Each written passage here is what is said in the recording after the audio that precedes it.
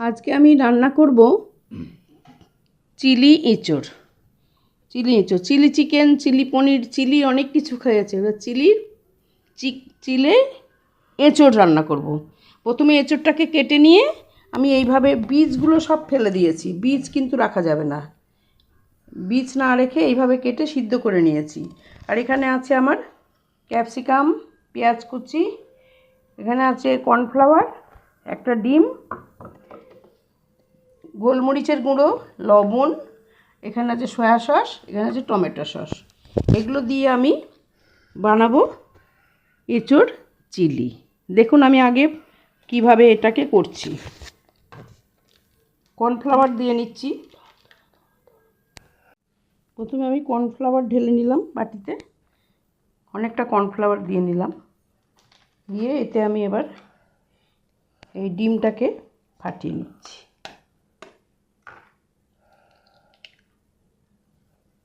ডিমটাকে ফাটিয়ে দিলাম। এবার দিলাম একটুখানি পরিমাণ মতো লবণ দিলাম, একটু গোলমরিচ, সোয়া সস,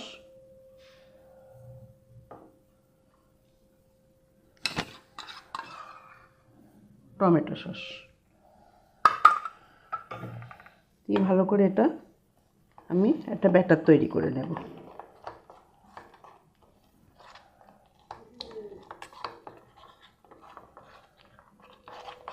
চিকেনটাকে আমি আগেই লবণ দিয়ে একটু সিদ্ধ করে নিয়েছিলাম। এবার আমি এই ব্যাটারটা তৈরি করে নিয়ে ব্যাটারের মধ্যে চিকেন নয়, এটা হচ্ছে এঁচোড়টাকে আমি একটু লবণ দিয়ে সিদ্ধ করে নিয়েছিলাম। এবার আমি এই ব্যাটারটা তৈরি করে নিয়ে এঁচোড়গুলোকে একটা একটা করে ভাজবো। ভেজে নিয়ে তারপরে কড়াইয়ে তেল দিয়ে তাতে পেঁয়াজ, ক্যাপসিকাম দেব। ক্যাপসিকাম দিয়ে এবার ভাজা ইয়েগুলো থাকলো আমার এঁচোড়গুলো, তাতে আমি একটু সস দেব, সোয়া সস দেব, লবণ দেব, সব দিয়ে একসাথে ভালো করে নেড়ে চেড়ে নিয়ে, একদম পুরো ভাজা হবে না, অল্প ভাজা ভাজা হবে, তখন তাতে আমি একটু জল দিয়ে দেব। দিয়ে ফুটে উঠলে আমি ওতে এঁচোড়ের যেগুলো ভেজে তুলে রেখেছিলাম সেই ভাজাটাকে জলে দিয়ে দেব, ওই কড়াইয়ে দিয়ে দেবো আর কি ওর মধ্যে। দেখে এবার ব্যাটারটা আমার তৈরি হয়ে গিয়েছে।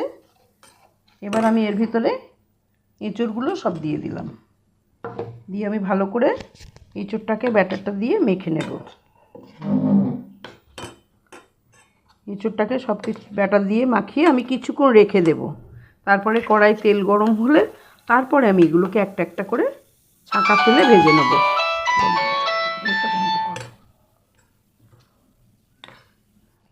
হ্যালো, যে ব্যাটারটা দিয়ে আমি এঁচোড়গুলোকে সব মাখিয়ে রেখেছিলাম 1 ঘন্টা পরে, সেগুলো আমি তেলে এইভাবে ভেজে সবকটাই আমি ভেজে নিয়েছি। আর এই কটাই আমি কড়াই রয়েছে এখনও, এই যে আমি সব ভেজে নিয়েছি একসাথে। এটাকে আমি এঁচোড় চিলি বানাবো। এঁচোড় চিলি বানাতে গেলে আগে বলে দিয়েছি তো কেমন করে আমি সব করেছি। তারপরে সেই ব্যাটার দিয়ে মাখানোটাকে 1 ঘন্টা পরে আমি ভেজে নিয়েছি। এবার আমি কড়াইয়ের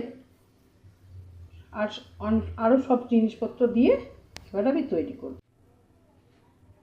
এই গরম তেলের মধ্যে আমি 1 টুকরো বাটার দিয়ে দেব। এবার দিয়ে দিলাম আমি 1 টুকরো বাটার।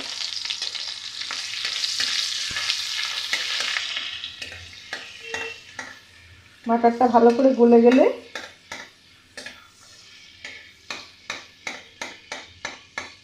বাটারটা এবার গলে গিয়েছে।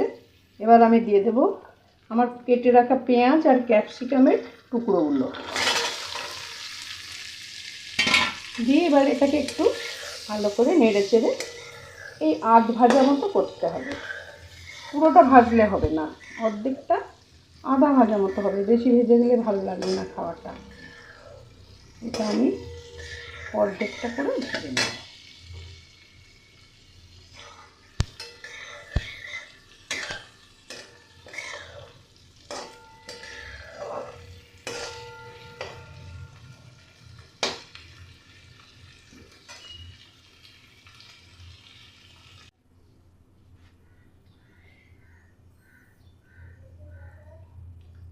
ক্যাপসিকাম আর পেঁয়াজগুলো আধ ভাজা হয়ে গেলে তার মধ্যে আমি দিয়ে দিলাম সোয়া সস, অল্প লবণ আর একটু টমেটো সস দিয়ে আমি এবার অল্প জল দিয়ে এটাকে ফুটতে দিয়েছি।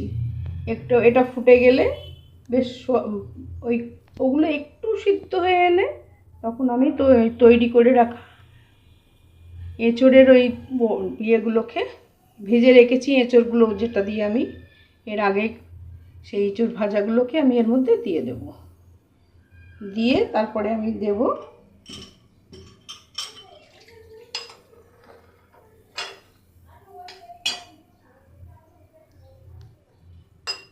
এখানে আমি রেডি করে রেখেছি জলের সাথে একটু কর্নফ্লাওয়ার। তৈরি হয়ে গেছে আমার চিলি এঁচোড়ের শেষ পর্যায়ে হয়ে এসে গেছি আমি। এবার এই ফুটে উঠছে, এর মধ্যে আমি ঢেলে দেবো এই এঁচোড়গুলোকে।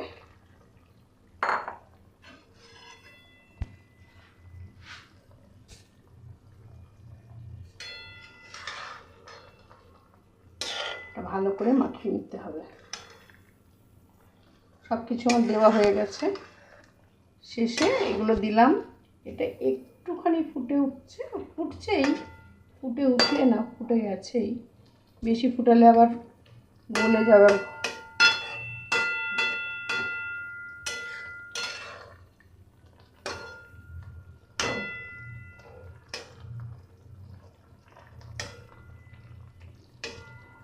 এবার আমি এতে দিয়ে দেব এখানে এই গুলে রাখা একটু কর্নফ্লাওয়ার আছে, জল দিয়ে পাতলা করে আমি গুলে নিয়েছি। এটা গ্রেভিটা সুন্দর হওয়ার জন্য এটা দেওয়া। আমাকে বাদ বাকি আমার সব দেওয়া হয়ে গেছে। এবার আমি কর্নফ্লাওয়ারটা দিয়ে দিলাম। তৈরি হয়ে গেল আমার চিলি এঁচোড়। এবার এটাকে কর্নফ্লাওয়ারটাকে একটু ফুটিয়ে নিতে হবে, তবে একটু ঘন হয়ে যাবে। ঘন ঘন হয়ে গেলে এবার নামিয়ে নিতে হবে। গরম গরম পরিবেশন করুন, আপনারা খান। তৈরি করে দেখুন বাড়িতে চিলি এঁচোড় খেতে কেমন লাগে। এতে আলাদা করে লঙ্কা দিতে হয় না, একটু গোলমরিচের গুঁড়ো দিতে হয়।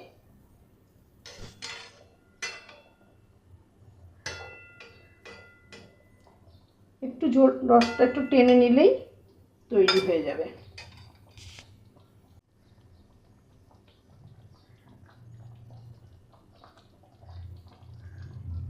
দেখুন কেমন ঠকবক করে ফুটছে, মানে এবার গ্রেভিটা একটু ঘন হয়ে আসছে। এই যে এবার আমি এটাকে অফ করে দেব।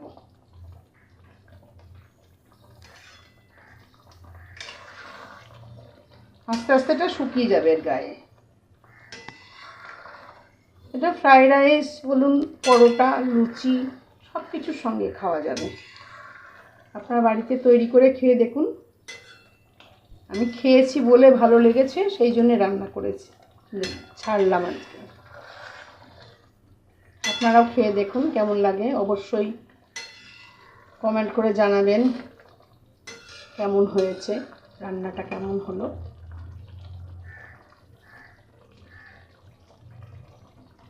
তৈরি হয়ে গেছে আমার চিলি এঁচোড়।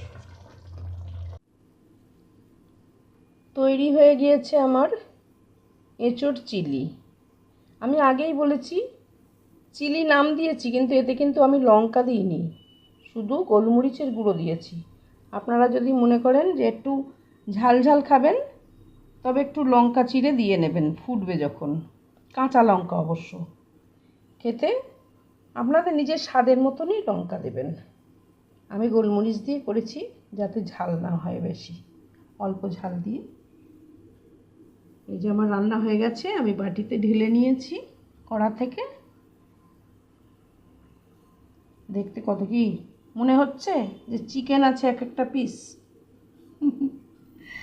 এঁচোড় দিয়ে সব করেছি, খেয়ে দেখুন কেমন লাগে। আপনারা রান্না করুন, রান্না করে খেয়ে অবশ্যই কমেন্ট করে জানাবেন কেমন হলো, কেমন রান্না হলো আপনাদের। ঠিক আছে।